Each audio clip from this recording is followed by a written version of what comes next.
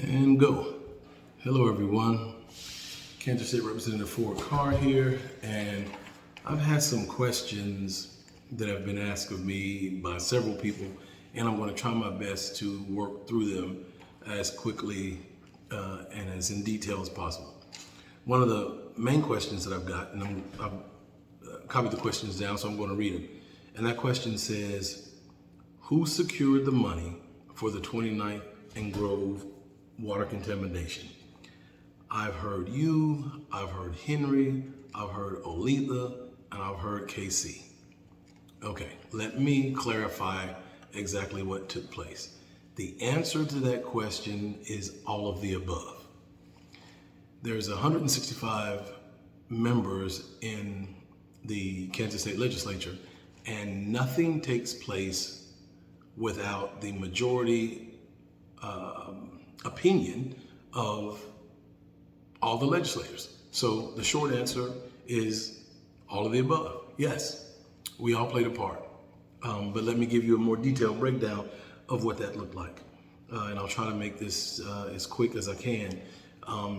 The initial idea was something that was drummed up between myself, definitely Senator Faust, and possibly even Casey Hobson, I don't remember, outside the governor's office.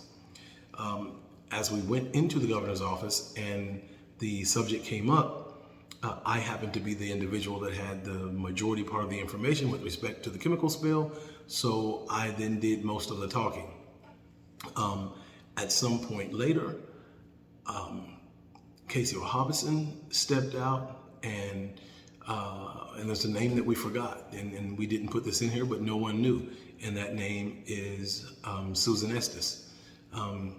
Casey went out and spoke with Susan Estes. For any of you that know how the legislature works, at this point, our Democratic Party simply doesn't have the majority. We can't get any bills heard. We can't get any bills, we can't get a hearing for anything, and therefore we have to have a Republican on board.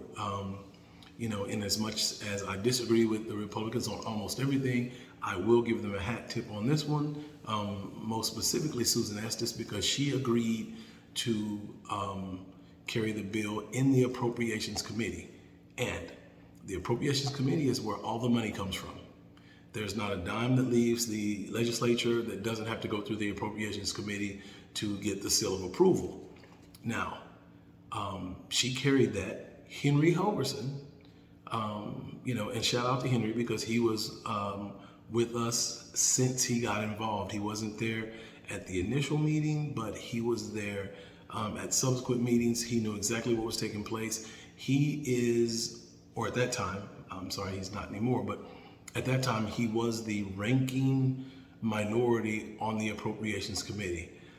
In order for me to introduce that bill, I was literally going to have to temporarily replace someone on that day to get it done.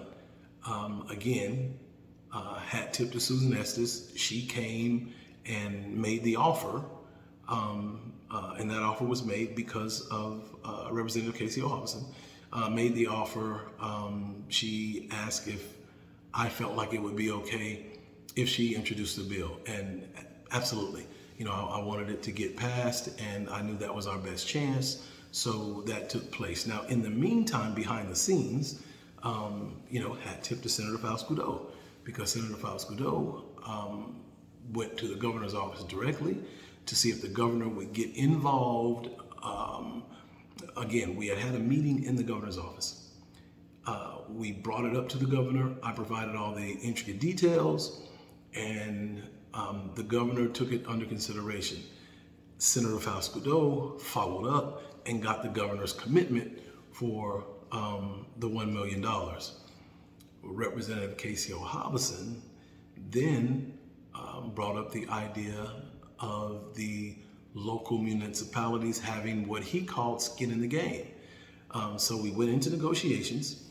I happened to be the lead negotiator, not because of any special talent that I felt like I had, but mainly because myself and Representative Angela Martinez, who was there as well, we were the junior legislators. This was during the time where we were having conference committees, and all of the more senior legislators were a part of the conference teams, and so therefore they didn't have time to enter into the negotiations.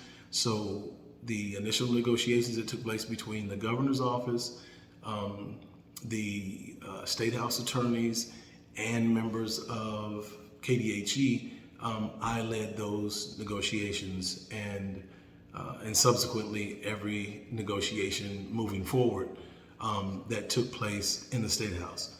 So, short answer, when you hear any one of the legislators make the statement that that they secured or helped secure the money, it is absolutely correct. The key individuals, as I mentioned, were myself, Senator Fausto, Casey Hobson, Henry Helverson, and the almost never mentioned now Representative Susan Estes. And again, hat tip to all of the legislators, because it took a majority to get this across the line, and that's what happened. If you have any other questions, please feel free. I've got some other questions and answers that will be coming up in a short time, and I'm going to cut this video so that I can make several videos answering those other questions. Thank you. See you shortly.